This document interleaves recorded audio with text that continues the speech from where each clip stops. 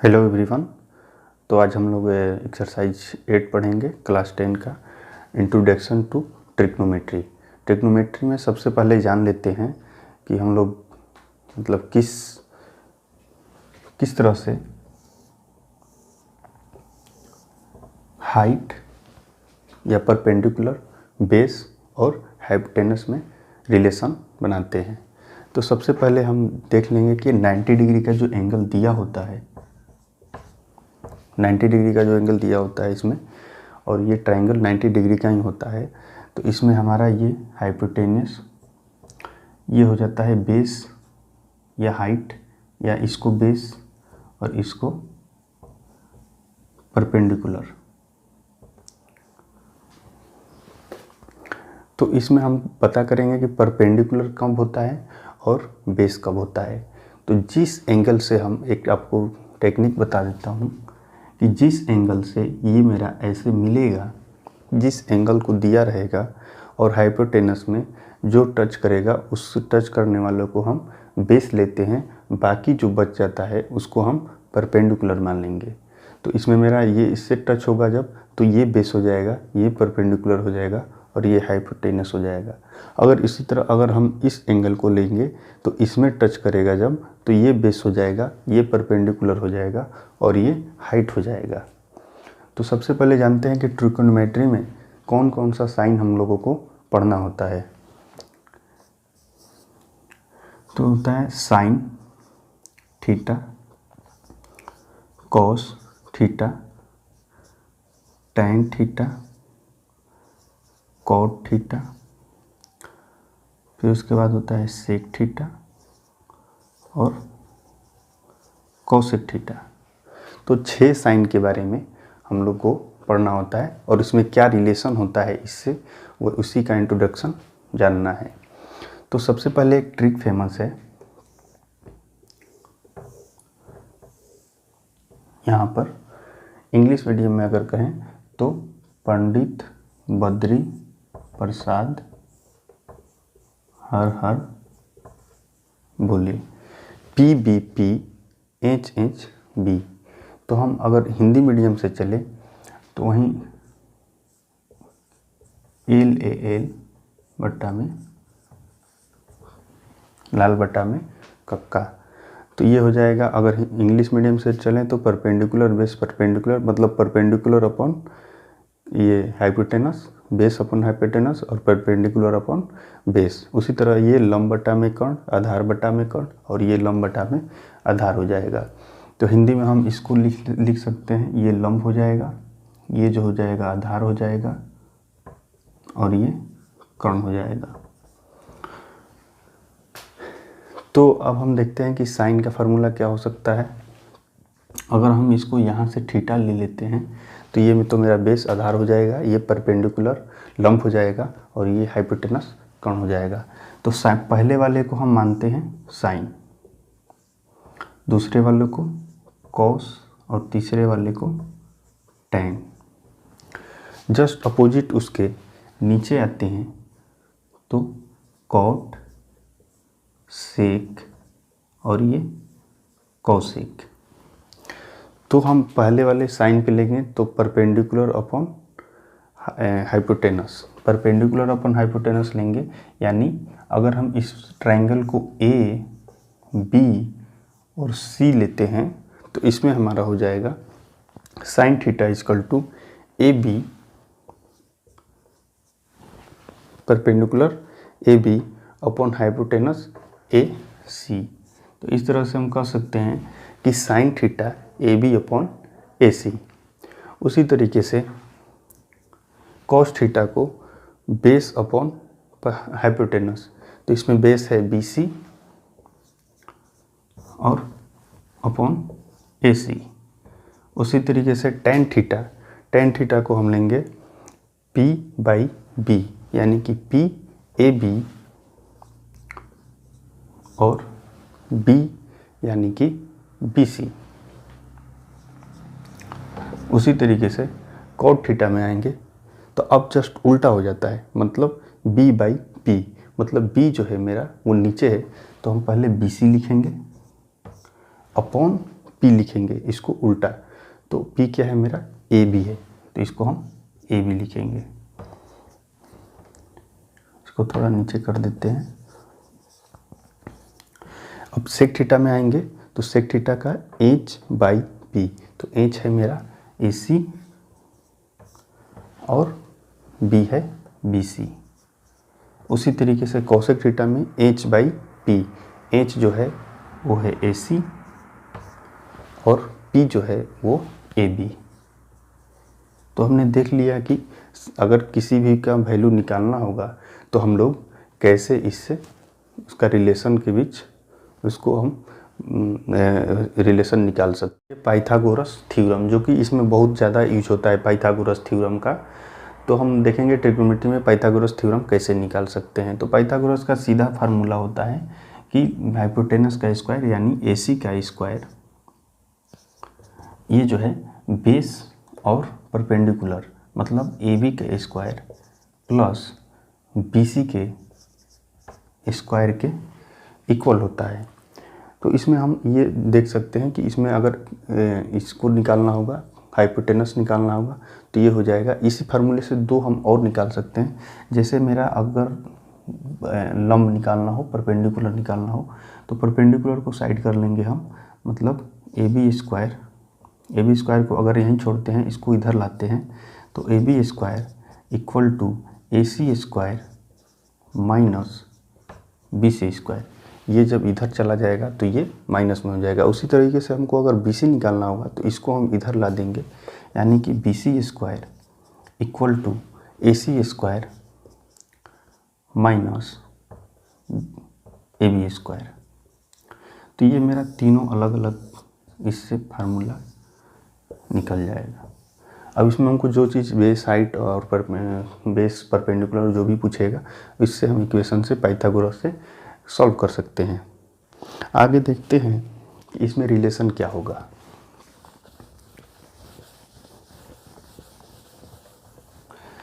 तो हमने पढ़ा अभी कि साइन, कॉस, टेन, कॉट, सेक, कोसेक में तो उसका अपोजिट भी होता है कि किसके अपोजिट होता है। तो सिंपल है, इसी से अपोजिट भी हो जाता है। जैसे कि अगर हम लिख दें कि साइन थीटा इक्वल टू, हम क्या लिख सकते हैं अपोजिट में, तो ये जो है जस्ट इसके अपोजिट हो जाता है। तो मतलब 1 कोसेक थीटा के अपोजिट होगा। उसी तरीके से अगर हम कोसेक थीटा को पूछते हैं क्या लिख सकते हैं, तो 1 साइन थीटा। तो ये तो हो गया मेरा 2 का। आगे चलेंगे, कोस थीटा किसके अपोजिट हो सकता है, तो ये हो जाएगा 1 सेक थीटा। और उसी तरह सेक थीटा का अगर पूछते तो sec theta equal to 1 cos theta. फिर आगे चलते हैं टेन थीटा पर। टेन थीटा पर चलेंगे तो टेन थीटा किसके अपोजिट हो जाएगा, तो कॉट के, 1 कॉट थीटा। और उसी तरह कॉट को पूछते तो कॉट इधर आ जाएगा, तो cot theta equal to 1 tan theta. तो हमने देख लिया कि अगर हमको रिवर्स निकालना हो तो साइन 1 कोसेक के, कोसेक 1 साइन के, ये दोनों का रिलेशन बनता है। और इसमें कॉस थीटा 1 सेक थीटा के होगा और सेक थीटा 1 कोस थीटा के। इसी तरह टेन थीटा 1 कॉट थीटा के और कॉट 1 टेन थीटा के। एक फार्मूला इसमें और भी आता है जो कि थोड़ा सा हट के है। टेन थीटा को हम sine theta upon cos theta भी लिख सकते हैं, और कॉट थीटा को cos theta upon sine theta भी लिख सकते हैं। तो ये भी बहुत इम्पोर्टेंट है, इसको भी हम लोग ध्यान में रखेंगे। तो एक्सरसाइज 8.1 का NCERT से पहला क्वेश्चन लेते हैं। In triangle ABC right angle at B। एक ट्राइंगल है जिसमें B जो है हम लोगों का राइट एंगल है। तो हम यहाँ पर पहले फिगर बना लेते हैं। इसमें B जो है ये हम लोगों का राइट एंगल है और AB जो कह रहा है वे 24। तो अगर हम A यहाँ लेते हैं तो ये मेरा 24 है एंड BC जो है वो 7 है। तो सबसे पहले तो हमको हाइपोटेनस नहीं पता है, इसमें तो हम मान लेंगे कि अब या तो ये परपेंडिकुलर होगा या बेस होगा। अब ये रह गया कि हमको किस एंगल पर क्वेश्चन पूछा जाएगा। तो जिस एंगल को पूछा जाएगा उसके सामने वाला परपेंडिकुलर होता है, और मैंने बताया कि जिस एंगल से पूछा जाता है, जो एंगल टच करता है, वो बेस होता है। तो यहाँ पर साइन ए और कॉस ए का बात हो रहा है, यानी अभी हमको ये चीज़ लेके चलना पड़ेगा। तो अभी के लिए ये लाइन बेस होगा, और उसके बाद अभी ये बेस होगा और ये परपेंडिकुलर होगा, और ये तो हाइपोटेनस होगा ही। तो हमको हाइपोटेनस पर सबसे पहले पाइथागोरस थ्योरम से निकालना है, जो कि हम लोगों ने पहले ही पढ़ लिया है। तो हम यहाँ पर लगाएंगे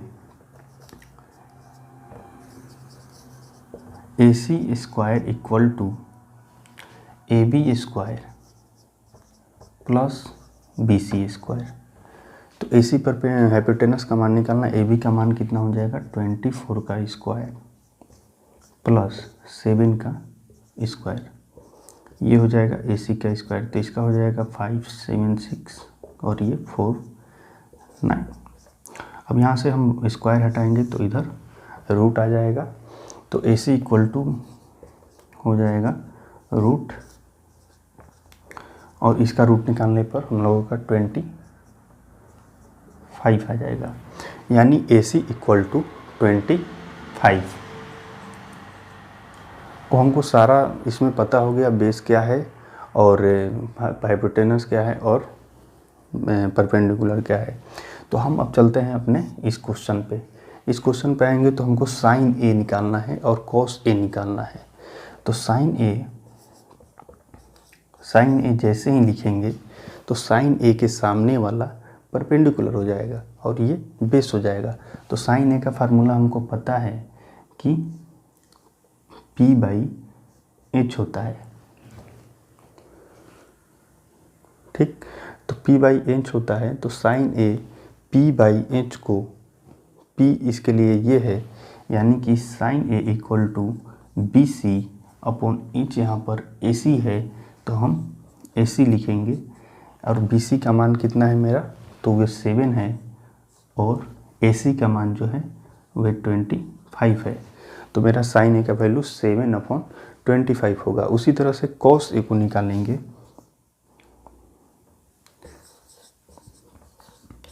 जब कॉस ए को निकालेंगे तो कॉस ए के लिए भी यहीं परपेंडिकुलर और यहीं बेस होगा, क्योंकि जो लाइन टच करता है वो बेस होता है और जो फेस जिसके सामने रहता है वो परपेंडिकुलर होता है।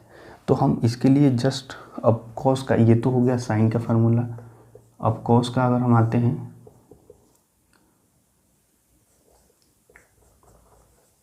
तो कॉस के लिए होता है बेस अपॉन परपेंडिकुलर। तो बेस तो मेरा ये है, परपेंडिकुलर AC है। तो बेस के लिए हम क्या लिख सकते हैं, AB अपॉन AC। AB का वैल्यू दिया हुआ है 24/25। तो इस तरह से मेरा पहला क्वेश्चन सॉल्व होता है। साइन ए और कॉस ए का वैल्यू मिल गया। उसी तरह से हम इसका भी निकाल सकते हैं साइन C। लेकिन जैसे ही अब साइन C करेंगे, सेकंड क्वेश्चन पे आते हैं, जैसे ही हम साइन C करेंगे तो ये तो सब सेम रहेगा, बस यहाँ पर साइन C और कॉस C निकालना है। तो C के सामने वाला, अब इसको हम भूल जाएंगे, और C के सामने वाला ये टच कर गया तो ये बेस हो जाएगा और ये परपेंडिकुलर हो जाएगा। अब हमको निकालना है सेकेंड नंबर में। तो साइन C का वैल्यू जब निकालेंगे तो साइन C के लिए PA हो गया है, और P/H फार्मूला लगाएंगे, मतलब P/H मतलब AB अपॉन AC। तो इसका फार्मूला हो जाएगा, इसका आंसर हो जाएगा 24/25। उसी तरह से cos C का निकालना है। तो cos C का जब निकालेंगे तो cos C के लिए B/H मतलब BC अपॉन AC, यानी कि ये 7/25। इस तरह से हमने देखा कि साइन सी जब निकालने लगे तो उसके लिए परपेंडिकुलर और बेस चेंज हो गया, और जब साइन ए निकाल रहे थे तो उसके लिए परपेंडिकुलर बेस कैसे चेंज हो जाता है।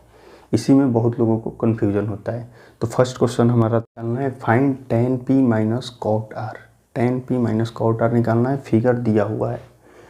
इसमें ये 90 डिग्री का है, इसमें तो जो 90 डिग्री का है इसका मतलब हाइपोटेनस दिया हुआ है और एक कोई ना कोई बेस या हम परपेंडिकुलर को मान सकते हैं कि दिया हुआ है। इसमें तो दोनों का वैल्यू निकालना है, तो दोनों के लिए अलग अलग आपको पता है कि बेस और परपेंडिकुलर हो जाएगा। तो सबसे पहले तो हम पाइथागोरस थ्योरम लगा लेते हैं।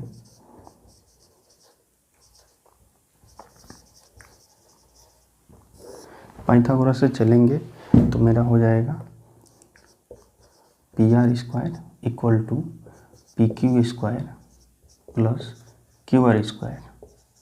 तो सबसे पहले मैंने बताया कि क्यू आर का मान निकालना है, इसको इधर लेके आ जाएंगे, यानी कि Q R square equal to P R square minus P Q square. अब यहाँ हमको वैल्यू पुट कर देना है। पी आर का वैल्यू है 13 का स्क्वायर माइनस 12 का स्क्वायर, तो ये हो जाएगा 169 माइनस 144।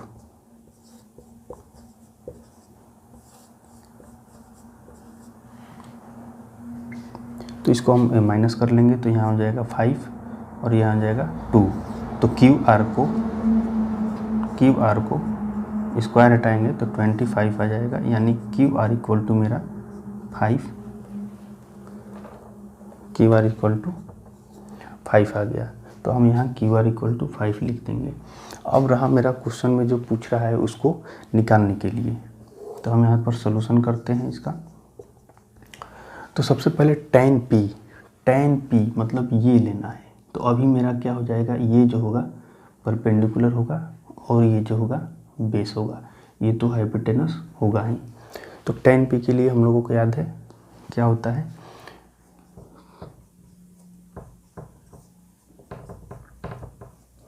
तो हम यहाँ पर tan लगाएंगे p बाई b मतलब tan p minus cot R. तो tan p को हम क्या लिख सकते हैं, p बाई b मतलब कि Q are upon P Q में से माइनस करना है कॉट आर। अब जैसे ही हम आर का बात करेंगे तो इस एंगल को लेंगे, यानी अब मेरा ये चेंज हो जाएगा, ये p हो जाएगा और ये b हो जाएगा। तो कॉट का फार्मूला फिर वहीं, इसको हम उल्टा करके देखेंगे b बाई p, तो ये हो जाएगा b Q R upon p मतलब p क्यू। अब हम देख सकते हैं कि दोनों के लिए सेम माना गया क्यू आर अपॉन, तो क्यू आर के लिए यहाँ पर मान हो जाएगा 5/12, ये भी 5/12, दोनों कट जाएगा, आंसर यहाँ पर 0 हो जाएगा।